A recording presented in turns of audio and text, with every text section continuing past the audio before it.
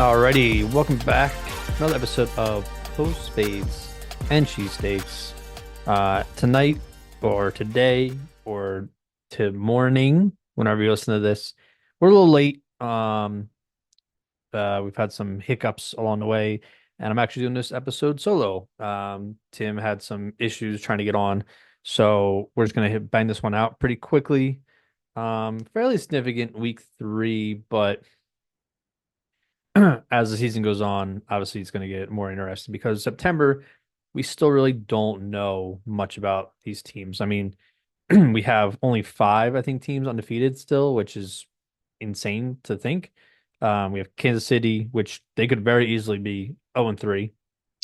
They're 3-0. We have the Bills, who are 3-0, who arguably I think are the best team in the league right now, but we have to give the Chiefs their credit because they are the defending champs and they're still undefeated, finding ways to win, even though Mahomes has looked kind of rough. I mean, we'll see. He's still Mahomes. Like he could throw 5 interceptions, and I still would have faith in him to win the game. Um, Seahawks are undefeated. Seahawks and Vikings are the only undefeated teams in the NFC, which is baffling. I mean, the Seahawks have played a very, very cupcake schedule. I think they're a good young team, and Gino's playing surprisingly well. But well, I guess at this point I shouldn't say surprisingly. He did play well the last 2 years, but um, top quarterback well, I would say. Um, so yeah, KC, Bills, and the Steelers. That's the 5th team. The Steelers are undefeated. Backed by their defense is playing well. Again, they've also kind of played a bit of a cupcake schedule. They did beat the Falcons week 1. I think the Falcons are actually a good team. They've just had a really tough schedule. I mean, they could easily be 0-3. They could easily be 2-1. I mean, they could have beaten the. It was almost the same game as the Eagles game for them. They almost came back and won on the last play, but it was a questionable call to run it. But before we get into all those games, of course, got to start with the Birds. They looked defensively impressive as hell. I mean, to turn around that those first 2 weeks and giving up like a historic amount of rushing yards and not being able to stop anyone in the fourth quarter. No, I think the pass defense was good the first 2 weeks, right? I mean, Kirk Cousins was kept in check until that last, drive. And obviously Jordan Love wasn't really lighting up the field the first game. So I think the secondary's been great. I mean, so happy we have, a good young secondary. Like besides Slay, like these guys are young. They fly to the ball. They're aggressive.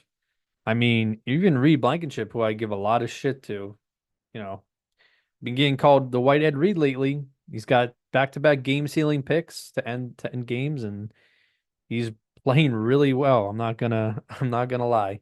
Um, his efficiency is great. He's not giving up yards. He's not getting beat deep really. A couple plays here and there, but I mean that's the safety. You have to cover so much of the field. So I'm very happy with his play. CJ Gardner-Johnson, he's one of those players that you'll be like, he'll give up a really bad play. Like he'll get blown coverage or he'll, over pursue or whatever. And you're like, what the hell? Like you're supposed to be an elite, not elite, but you're supposed to be like one of the best players on our team, on our defense right here. And but for every, bad play he makes 5 good plays, 5 impact plays, right? I mean that he's been on a number of, third down stops I've seen. I mean, we had that really big fourth down stop against Bijan against Falcons. And they stopped who the hell's the running back? Um oh no, blank. Oh, Kamara. They stopped Kamara on like a 4th and 1, and he was lighting up the scoreboard too. So the defense was amazing. Quinion Mitchell, that's what I was eventually getting to. So ecstatic. Leads the league in I think 6 pass breakups or 7. I don't know. I saw the Eagles post like 7 forced incompletions or something, but 6 pass breakups leads the league. He's tied with Denzel Ward with the Browns, one of the premier corners in the league, top 10 corner league in Denzel Ward. So Quinion is playing phenomenal. He'll give up a couple plays here and there, but man, he's been awesome. That interception is coming. He's going to get that first pick. I just feel like his first interception is going to be a pick six. And I'm feeling it this week against Tampa Bay. I have a good feeling he's going to get either that first pick, but I'm really thinking pick six. Just give him the whole package. His first pick and his first touchdown in the NFL. But he's been great. Speaking of great, Jalen Carter stepped up huge. He said he thought he played like trash the first two games. And then a reporter asked him, "How did you feel about your game against the Saints?" He said, "Still trash." But he was a terror. I mean, you can't really tell on the stat sheet, but he was getting pressure.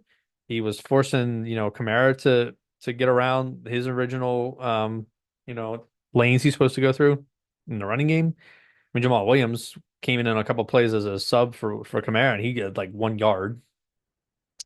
Messed up my parlay. But yeah, I mean, he was great. Jordan Davis had a good game, and we were all pretty rough on Jordan Davis, right? Labeled him a bust, and I don't know. Some of the stuff I've been reading about so far this year is that he's kind of being put in a difficult situation where on the screen it looks like a lot of the run issues are his fault or missed assignments are his fault. And that's as far as where he's covering, not covering, but the zone that he's responsible for. But from what I'm understanding, it's not entirely all on him, and he's actually been playing okay. I thought last week he played great, but again, if this guy was a number first round pick, top 15, you trade up to get him, right? He's gotta be elite. It's gotta be elite. Um, yeah, I think, and Slay had a quietly amazing game as well. He let up, I think, maybe like 20. I forget. I thought I saw somebody posted a stat. Might have been the Eagles, but yeah, he was lights out. Um, one thing that we do have to mention though, Rice off. He sucks. Put it lightly.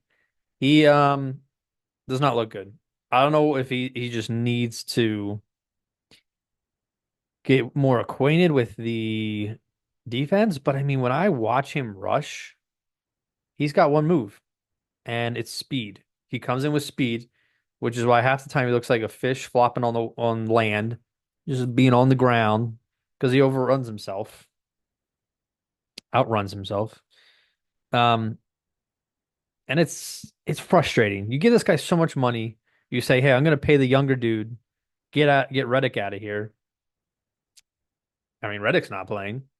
Bring him back. Do a little swapperoonie. Give him Huff back and gladly take Reddick. I mean, now I think part of the reason was Reddick didn't really fit this scheme as well because if you remember in Arizona, he struggled a lot in his early career, and they ran a similar front, if I'm not mistaken, where Reddick was more stand up. Um, but I don't know. Elsewhere on the line, I mean, Sweat's been Sweat. The fact that, you know, Brandon Graham, BG is your best besides Jalen Carter after this game. BG is your best producing lineman at what, 36, 35, whatever, with a whole dad bod gut. Like, come on. We can't. He needs to be a situational guy that comes in when you need a big play and he's fresh. We can't be having him out there, 50 snaps. Bryce Hoff, I think, played what, 20 snaps, 18 snaps? Rough. It's been rough. I'm not, it's hard for me to say it's going to get better because when I watch, it does not look good. So there's that. Um, I was a big fan of the Devin White signing. I thought he still had potential. The way this is going makes me think that the Eagles weren't impressed with what they saw, or that Nakobe Dean and Zach Vaughn were that just that impressive. And I've been harsh on Dean justifiably, I think. Granted, he was what, a third round pick, but he was almost handed the starting role, right? And the Eagles say, "Hey, you're going to be the Mike. You're going to be the main linebacker here." And he hasn't been healthy the last 2 seasons. Now he's finally healthy, knock on wood, and he's playing well. I think Bond had a rough game against the Falcons, but him and Dean, I mean, they really bounced back this past week. Um, the ones that I saw, uh, so Zach Bond led all the defenders in the NFL in week 3 in stops. So that stops are tackles that lead to a negative EPA for the offense, which I guess is just the efficiency. Um, with 8 tackles. Eight, he had eight tackles that caused negative EPA, negative efficiency for an offense. And the person who was second in the NFL in week 3 in these kind of plays, Nakobe Dean, was 7. So right now they're playing super well together. So I don't see Devin White stepping in. Um, I think I was talking to Nick and he mentioned that maybe since Huff is, as Jan Carlo put it, trash, maybe throw Devin White, have him suit up. I still don't know why they don't suit him. I get that he doesn't play special teams, but you really want to put Jeremiah Trotter Jr. or some other backup linebacker out there if Nakobe Dean or Zach Bond gets hurt? I feel like I'd rather have Devin White personally. So I'd suit him up. I know you're thin at wide receiver now, so you probably can't suit him up, um, but have Devin White rush. Shit, he ran the fastest 40 for a linebacker when he was in the combine. Um, I believe that's true. I don't think I just made that up. I think that's true. But he's fat. He's so quick, and he was almost Super Bowl MVP for a reason, right? That year the Bucks won the Super Bowl. Granted, that defense was great, but he was great when he played with them. Maybe it's very much a Patrick Queen thing where Queen looked a little better than he probably is when he was on the Ravens and then got a big contract out of that. But I don't know. I just would like to see him on the field at least do something. Granted, he did play preseason a lot and he wasn't really making splash plays in preseason, but it's a different attitude. If I was an NFL player and I was that being asked to play, unless I'm fighting my life for a roster spot, I feel like I wouldn't be 100%, because A, you don't want to get hurt, and B, it's like you're not showing all your plays in preseason, so it's like it's hard to gauge sometimes. But yeah, so as a whole, the defense phenomenal. I mean, they let up like what 200 yards to the off 200 yards and 12 points to the offense that dismantled the Dallas Cowboys, who are supposed to have a good defense. And then, you know, they had what 90 some points through 2 games, or at least 400 yards in both games, and Eagles held them to 12 points and 200 yards. Derek Carr was not given time I mean, they only got to him once. Jordan Davis had a sack, right? But there was pocket pressure that forced Derek Carr to step out, and that's when he was making mistakes. So hopefully this continues and this wasn't a fluke for the defense. But like I said, that little bit you can see it. If they can get like any amount more of pass rush and quell the run game, you'll get the league is running this year. Teams are running the ball. So you can get that settled in, you know, and then get some pass rush. You don't understand like the secondary benefits so much from a pass rush because they're locked up. The longer a corner has to guard a wide receiver, the harder it gets, right? Those first like 3, 4 seconds, 3, 4, 5 seconds, that's when they're at their best because The wide receivers doing their route.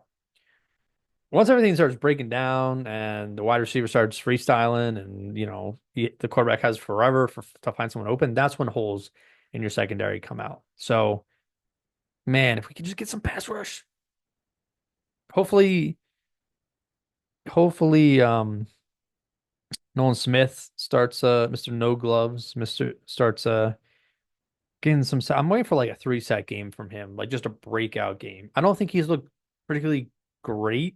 He's been okay. I don't. Besides that special teams play where he let the Saints block the punt, um, it's been okay. Again, not first round talent good. So I'm not gonna say bust. He's still got time. I'd like to see some of Jalix Hunt. Like, where's he at? Let's see some. If you're not getting anything from Huff, let's get something from somebody else. So, um, but so the offense, I mean, yeah, man, Jalen's been so hard to evaluate because he does so many things well, and then he does a couple things particularly really bad. Um, he's got to get rid of the ball. This has been a year or two of me saying this and everyone else saying this. He holds on to the ball way too long. Granted, typically it's resulting in an incompletion. Rarely is it a sack. Rarely is it a turnover. But it kills the momentum. You lose it down. And you watch so many quarterbacks in this league get rid of the ball so quack, quack, quack, so quick. Jeez. Um, and so I don't know what his processes are like, but you got to go through your progression, right? You got to go through your reads, but then at some point it's got to click that like, holy shit, I've been holding this ball for 45 seconds, you know, but I don't know. The turnovers are really bad. The holding on to the ball too long is really bad. Besides that, I mean, he threw for like 300 yards. Um, he had, I think, the one interception. I'm gonna give him the benefit of the doubt. It looked like Devontae took a bad cut, or he rounded out his route for some reason.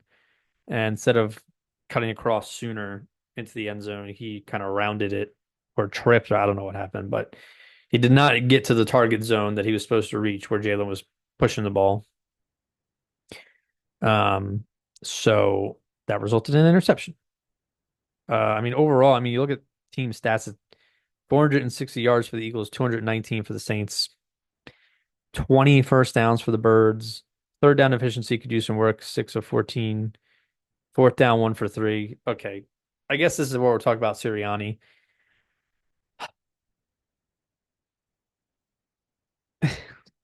He God damn. It's it's one thing to be aggressive. It's another thing to be stupid, right? Twice we could have had field goals, right? Jake Elliott, one of the I would say top five. We don't do a top 10 kickers episode, but top five kicker, Jake Elliott's in that discussion, absolutely. You bypass 2 field goals, 6 free points, essentially. He's in a dome. There's no wind. And then you have the audacity to say, all right, Jake, we show that we don't really want to let you kick the ball, but we're going to ask you to kick a 60-yarder as your first field goal of the day. Like, I get it. The kicker's supposed to be ready at all times, sure, but like, he didn't attempt the field goal till the fourth quarter? Like, what? I was not surprised that he missed. I mean, had the distance. He just pushed it to the right too much, but that's just how that game was going. That was what, 3-0 still? And then you lose, Lane Johnson. You lose Becton. I don't know what the status is on them. I heard Lane was like stretching on the practice field the other day. I think Becton's fine. I believe Devontae's out. He's not going to pass concussion protocol in enough time. I'm not going to talk about that play too much, but man, what a dirty Saints are dirty. I do believe the one guy got fined, but first of all, he's being held up. He's getting pushed backwards. And the one Saints player just comes flying in and just cracks him. Blind shot from the opposite field, like side of the field. Completely unnecessary. And the ref should have already blown the whistle. They're blamed too here. And then the other guy fell on top of Devontae as he's on the ground with his helmet off, stood up and spit on him, right? Devontae, that could have been a career-ending hit on Devontae. It still could be. We don't know how he's doing, to my knowledge. You know, to see what's going on with Tua. His concussions are no joke. And Devontae, I think, has had one or two already. So that was frustrating. The fact that there was no flag on the play either. Saints were, I mean, shocker that a former Sean Payton led team, which was involved in Bounty Gate, is dirty. Are we surprised? There was another play where an offensive lineman pushed Darius Slay out of bounds and blocked him like into the bench. You have like 400 pounds advantage on him. Let him go. Okay. But hey, we won. You know why? Because we signed motherfucking Saquon Barkley, baby. What a beautiful man. 17 carries, 147 yards, 8.6 a clip, and two tutties.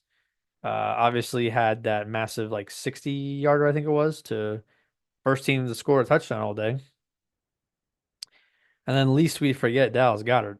10 catches, 170 yards, which is a career high for him, yards and catches. It's also an Eagles franchise record for most yards in a game by a tight end. Pretty surprising. We had some really good tight ends. Brent Selleck, Zach Ertz, LJ Smith, um, Pete Retzlaff. I mean, a lot of good tight ends. James Thrash. No, he was a wide receiver. Also wasn't good. But a lot of good tight ends could have gotten that. And Goddard finally got his touches. Now, Britton Covey also had a concussion, so he's probably not playing either. We're gonna see a lot of Johnny Wilson. We're gonna see a lot of Jahan Dotson. I need Jahan Dotson to get more than 10 yards in a game. I don't know what the problem is. I don't know if Jalen's not seeing him. I don't know if he's not learned the playbook fully yet. I don't know if he's not like the first or second read on these plays that are being called by Kellen. But this is if he's not gonna come alive this year, we'll know after this game because he's the number one wide receiver that we have available. Devontae's not gonna play. AJ's not gonna play. Brent Covey's not gonna play. I mean, Dallas Goedert's probably number one. It's gonna be the Dallas and Saquon game again. I'm sure Jalen's gonna have to run the ball a shit ton. We'll see. Um, and weirdly enough, Kenneth Gainwell was pretty solid last year. Was splitting time with DeAndre Swift, who's looking brutal in Chicago. Every running back benefits from a good line. Um, but I love Swifty, so no disrespect to him. But man, Kenneth Gainwell's looked like not good this year. I don't know what's going on with him. They put him in like third downs and pass pro, and he looks bad. Calcaterra also garbage at pass blocking and run blocking. I've seen so many plays where he's missing his assignment to block, and it's frustrating. So many Saquon runs could have been, blockbuster touchdowns, but he's missing, his guy, or he's not blocking correctly or not getting the right angles and pushing people around. But anyways, overall stressful game once again. I'm hoping the Bucks game is a little less stressful, but I doubt it. So we will see. We will see. Bucks are coming off a loss, and they don't need the win because that division's kind of floating right now. Because I still think it's the Falcons to lose, but they're 1-2, and I forget who they play, but I don't think they play an easy opponent this week. Uh, so we will see. Quick round elsewhere in the league. we have dun da da da. Bills beat the Tua-less Dolphins on Thursday night. No, that was week two. Look at this. I need my secondhand man here to correct me. Where are you, Tim? All right. Thursday night was the Jets and the Patriots, 24-3. Aaron Rodgers actually looked pretty good. I won't lie. He kind of carved up that Patriots D. Mondre Stevenson did absolutely nothing, as did the rest of my fantasy team. It's been rough. This has been a rough year for fantasy, at least for me. I've never done this poorly to start on pretty much across all. I'm not undefeated in any league. I only have a winning record in one league. Granted, it's only been 3 weeks, but CMC's out. First time I have a first round pick, and I take CMC, and he's out. He's gonna be out like the whole year. Go figure. Madden curse is still well and alive. Um, the Giants surprisingly got their first win over the Browns. Man, the Browns, I really thought they were gonna be good this year, but just like last year, but they do not look good. Um, Malik Neighbors looked solid, so that's good for the Giants. Actually, as I'm recording this, they are playing the Cowboys, and they're only down. I can't do quick math here. They're only down 5 points with 5 minutes and a third to go. So, which is brings us to Dallas, and Cowboys lost again. They were getting decimated by the Ravens, but they mounted a pretty decent comeback. I'll give them their credit. They actually scared the Ravens a little bit there, and Lamar had to make some plays at the end of the game. They were up, I think, like 20-12, and then or 28-6, and then Baltimore let off the gas and was just letting Dallas run down the field. But they are 1-2. Love to see that. Another thing you love to see is a 49ers loss. They lost a really good game against the Rams. Rams won 27-24 on a last field goal to take the game. Um, I think it was a punt return or a kick return. I can't remember. Either the 49ers punted or they kicked a field goal to tie and then kicked the kickoff. Kicked the kickoff. Yes. Um Anyways, the Rams returner took it to like the 40-yard line and that set them up huge. Basically gave the Rams the game.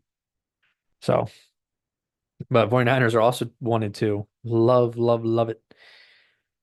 Texans dropped the game to the Vikings. So, like I said, Vikings still undefeated. Texans only put up 7 points. Does that say more about the Vikings or the Texans? I think the Vikings are actually surprisingly good. I was pretty down on them this year, but their defense is looking pretty good. Um, Forget who coaches their defense. Flores, I think, is running the defense. So no wonder they're good. Um, I think the Texans will be fine, but um, Broncos beat the Bucks. Again, I don't know if this says much about the Buccaneers or they just this could be one of those you overlook your opponent type of games, but to lose to Bo Nix, who did not look good. I mean, he looked decent against the Bucks, but he did not look good the first 2 weeks. Yikes. Malik Willis revenge game beat the Titans 30-14. Honestly, Jordan Love can just fucking sit and chill because they keep winning without him. I mean, they're not playing like world beater opponents, but Titans might be the worst team in the league, but they're entertaining. Um, Colts beat the Bears 21-16. Kind of a boring, ugly game. Steelers beat the Chargers 20-10. Steelers are gonna that's their motto. They're gonna win low scoring games with their defense, and I thought this would be the first year that Mike Tomlin his loses as a losing record, but or misses the playoffs. But I forget what that record is that he has. I think it's losing. He does never had a losing record, but they're looking like they're gonna be fine. Seahawks trample the Dolphins 24-3. Again, no Tua. And then their backup got hurt, so then they were in dire straits. Panthers beat the Raiders 36 to 22. This was shocking. Andy Dalton came in and just took care of business. Looked pretty efficient, looked pretty good. Then people were like, "Hold on, wait a minute. Was the Panthers actually decent? Like they were cooking on offense. Miles Sanders was getting involved. You had Chuba Hubbard was getting involved. He had a great game actually, like over 100 yards. Um, yeah, I don't know. Lions beat the Cardinals 2013. Lions get back on the winning side. I think the Cardinals, like I said, I think the Cardinals are going to be competitive this year. They showed that towards the end of last year, and I think they are on the right track so far. Chiefs barely beat the Falcons 22-17. Like I said before, I mean, the Falcons ran a bonehead, basically an off tackle run, but one of their linemen just whoever it was either a pulling tight end or a pulling guard. I don't know. Somebody missed their block and I forget his name. The one Chiefs linebacker was like number 32, just came right through the hole, busted it up, and Bijan had nowhere to go. So I think they lost yards on fourth. It was like 4th and 1 to get, was it 4th and goal or 4th and 1? I forget. But either way, the end of the game. Tough for the Falcons. They've had a lot of close games. One they won, two they lost. And then we had two Monday night games, which is weird. And we also have two Monday night games this week as well. First one was the Bills absolutely decimating the Jaguars 47-10. Really bizarre. Did not foresee this. I thought Doug Peterson had this team together at 0-3, and they've looked bad in every game. He might get fired at some point this season, which sucks. You don't, as an Eagles fan, you root for Doug, but he's just not doing a good job. And Trevor Lawrence is a turnover machine. He's a coin flip. He can light it up and look like amazing, and then he can literally be handing out gifts. So, but they've just been bad. And then the Washington Commanders beat the Cincinnati Bengals 38-33. Bengals are 0-3. And man, Jay, as an Eagles fan, you're born to not like the NFC East teams. I obviously despise the Cowboys with all my heart, and I really hate the Giants. But Washington, when I grew up, Washington was never a juggernaut. They were never really a threat to the Eagles. So my hatred for them is quite low. I hate the 49ers more than Washington. Um, and so because at some point you feel pity for that franchise.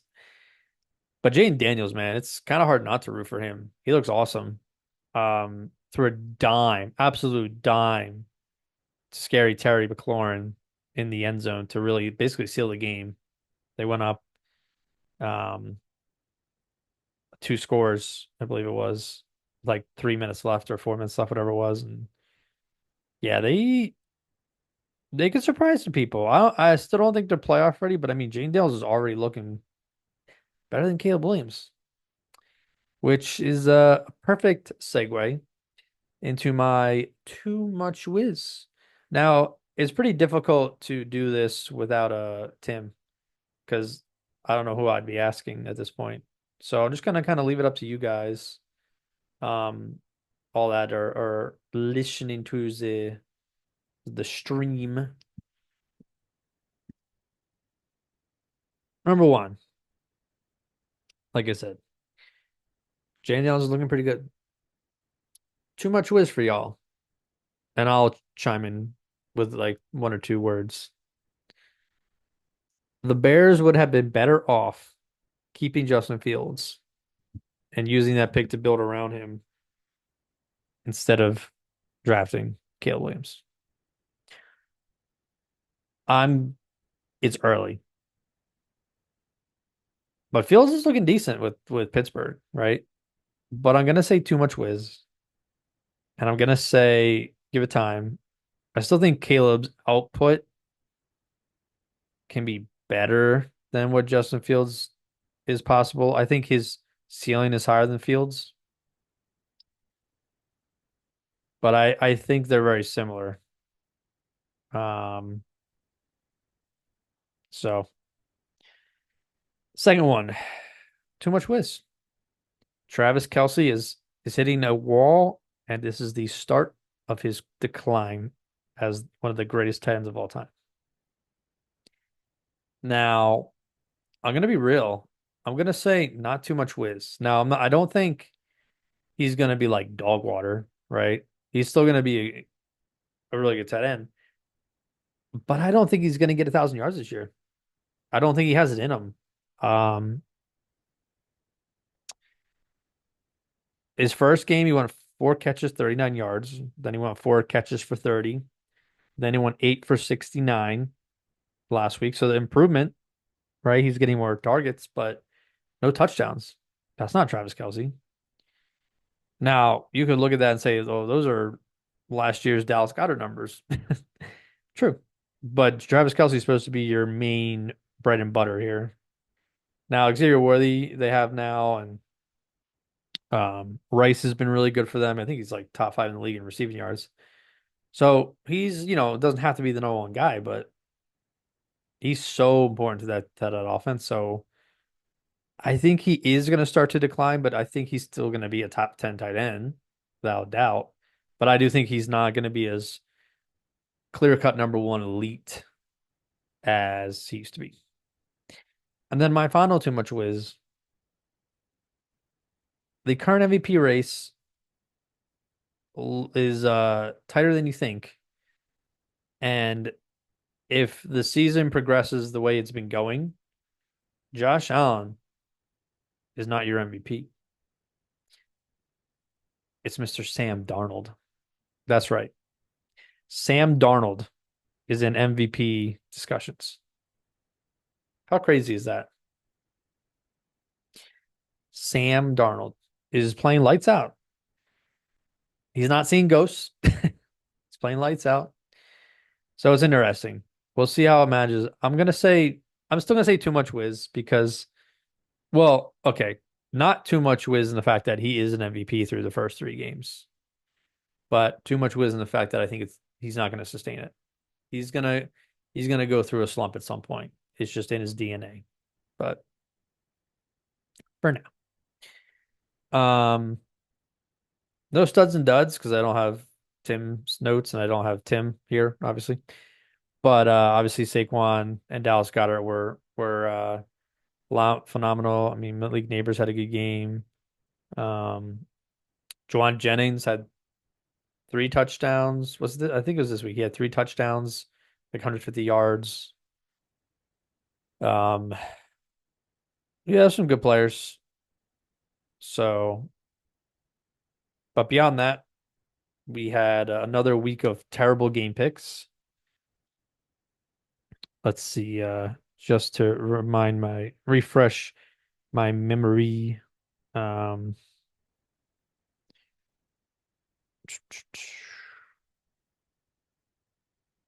so we had Mike doing guest picks.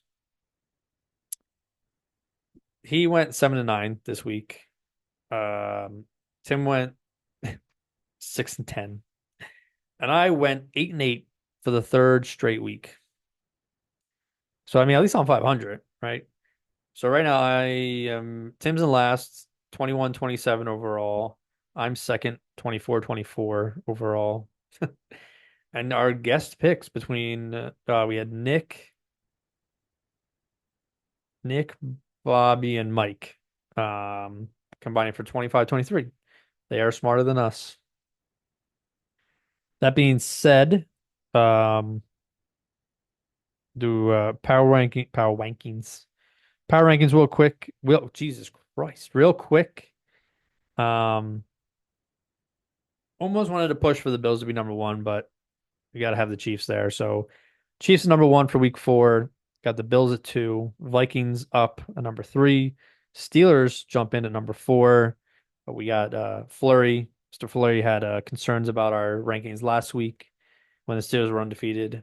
So Mr. Fleury Here are your flowers. Your Steelers are top five right now in our power rankings. I don't think it's gonna last. I don't think it's gonna last. But for right now, they are undefeated and one of the better teams in the league. Give them their dues. Another team that I'm don't think is gonna last in this top 10, but Seahawks right now are number five, also undefeated. Lions are number six. They move up a spot. Eagles are number seven. They move up a spot. Packers are number eight. They jump into the top 10. Texans drop to nine, and the Saints drop to 10. So no 49ers, no no Bengals, no Cowboys in this list. Weird. It's a weird state of affairs, if you will. All right. For this week's game picks, we have Mr. Flurry. Speaking of, we'll be doing our game picks. I do not have Tim's game picks on hand. Keep an eye out for our Instagram and Facebook on Sunday morning, where we'll post those game picks so you can place your bets and just don't pick Tim's, obviously.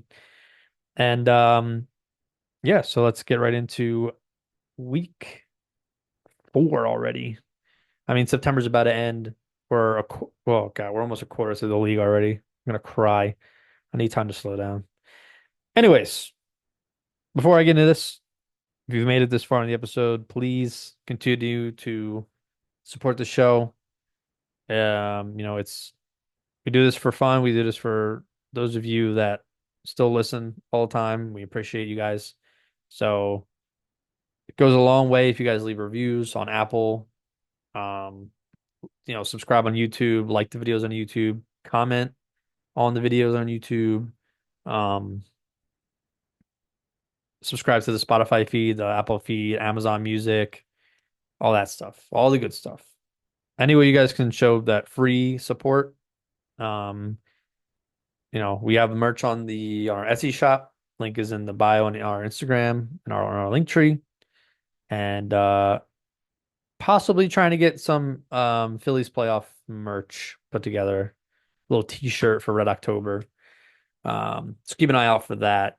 But yeah, anything you guys can do to help out would be awesome. But like I said, I don't like to do those too often, but just has to be said.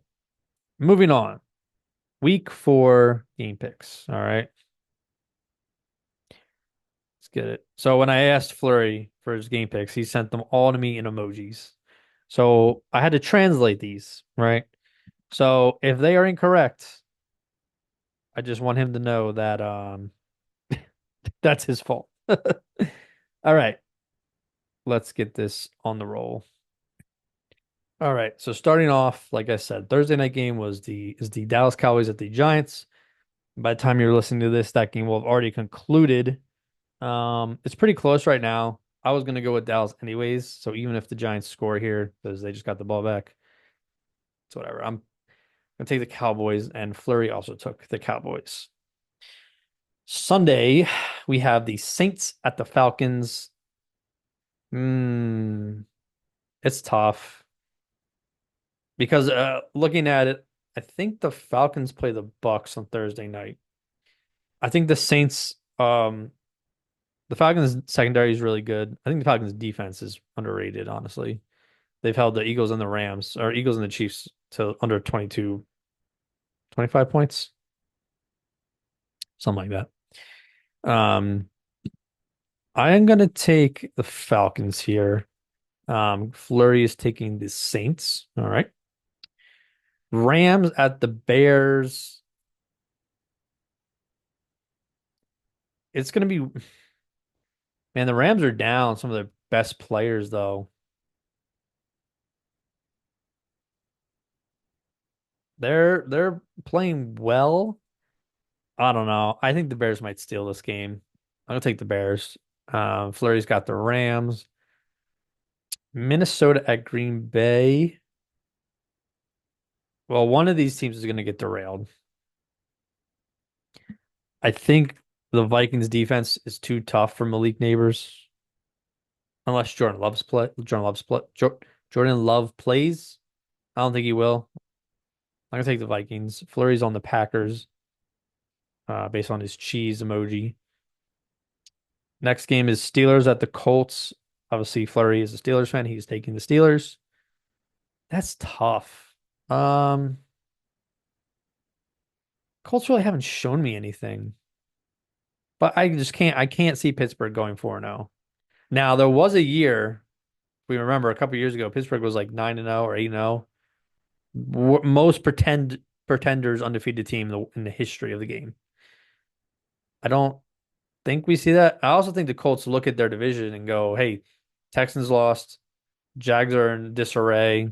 We need this game." So we take the Colts. So a lot of parity so far between me and Flurry. That's good. We got the Broncos at the Jets. Yeah, we're gonna. Flurry's got the Jets. I'm also gonna take the Jets here. Eagles at the Bucks. I picked against the Birds last week, hoping it was gonna be good luck. It worked. You can't hope for. Oh, sorry. Can't hope for good luck more than once. So I'm gonna take the Birds.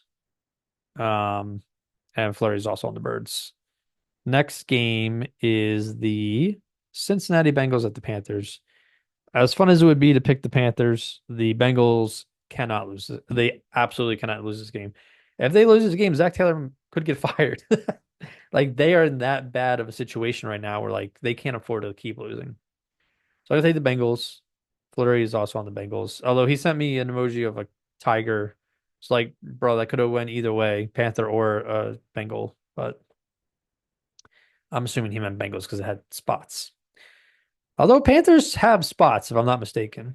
So should have clarified, mate. Next game, Jacksonville Jags at the Houston Texans. Fuck. This will be the last week I pick the Jags. I, there is no reason I should be picking them, but they got to win one game eventually. They're not they're not a winless team. They shouldn't be. So Flurry is taking the Houston Texans. No surprise there. I should do the same, but I'm going to be stupid. Take the Jags. Washington, Arizona. I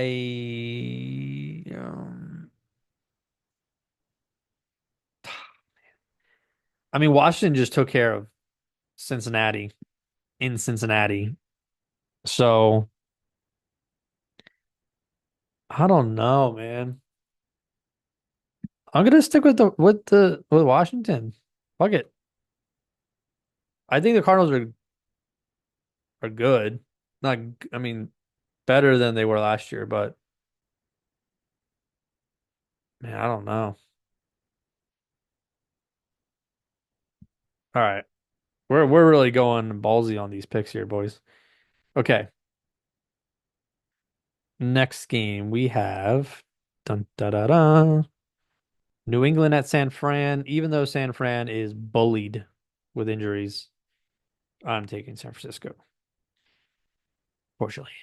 Cleveland at the Raiders. Another team that I would be like, hey, let me pick this team because they should be better, but they're not. And the Raiders need a little rebound here, so I'll take the Raiders. Flurry is also on the Raiders, and Flurry is also taking the Niners, and Flurry is taking the Arizona Cardinals. No, we got that squared away there. Um, Next is Kansas City at the LA Chargers. Battle of I was gonna say undefeated, but the Chargers are not undefeated. Kansas City's gonna take care of this. They'll cruise to 4-0. Chargers are pretenders, and Justin Herbert's injured, so I don't know if he's gonna play. Then we have Buffalo, Baltimore. Great game. Great game. I do. I think this will be a potential playoff preview, and I think the Ravens get another needed win here. Um, so I'm gonna take the Ravens to take care of this game. Flurry's on the Bills, and then we have Buffalo at. Oh, sorry, my cat is Portia. Can you get down, please? No, we don't need any guests on this episode. Um, two Monday night games again. Tennessee at Miami. Dolphins are a joke right now, so I will wait. Speaking of, every week we have a, as Tim likes to call, a toilet bowl. Yeah, I'm taking the Titans. I think they finally get a W here because my God, the Dolphins are bad without a quarterback. And then Seattle at Detroit. I kind of would like to take Seattle, but Detroit's the better team, and they're gonna end that win streak. So that's your week 4 game picks. Flurry's got the Seahawks, and he's got the Dolphins, surprisingly, and he's taking the Bills. So I know I brushed past those again, but those are there. And then, like I said, keep an eye out for Sunday morning. We'll have Tim's picks added to this, and we'll post it out on social media. And then we'll also see if we'll get another parlay post going for you guys. The surprisingly, Tyrell did a Giants single game parlay, and he hit on 3 out of 4. My touchdown parlay, on the other hand, was not good. It was 1 out of 4. So don't never listen to me when I try to place bets. I'm always a couple. That was a bad one. Normally I'm a lot closer, but and then Mike will give his, and we'll see if Tim has any thoughts on some possible parlays for this Sunday or money lines or spreads. So, but yeah, that's the recap on week 3 and looking forward to week 4. Big game for the Eagles because I think they can't afford to lose momentum. It would be 2-2 into a bye week. It's not the end of the world, but if they play well and still lose. But this team should beat the Buccaneers. The Buccaneers have been a bit of a thorn, at least in the playoffs. I mean, I think we played them last year in the regular season and took care of them pretty handily.